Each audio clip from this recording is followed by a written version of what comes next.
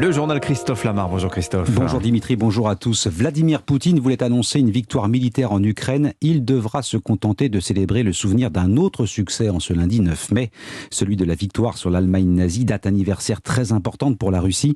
Elle prend un relief particulier cette année puisqu'elle s'est engagée dans une guerre qu'elle refuse de nommer.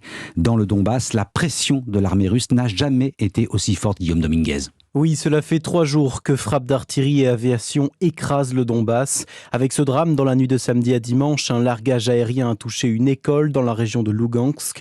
Hier soir, Volodymyr Zelensky a annoncé la mort des 60 civils coincés sous les décombres. Il se protégeait des bombardements dans le bâtiment d'une école ordinaire qui a été attaquée par une frappe aérienne russe.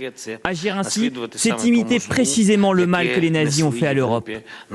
Plus au sud, les derniers combattants ukrainiens retranchés dans l'usine Azovstal de Mariupol ont quant à eux annoncé hier que capituler n'était pas une option. Ces 2 derniers mois, nous avons montré au monde ce que c'était de faire l'impossible. Notre objectif, c'est de défendre nos positions. Et nous pouvons encore continuer à le faire.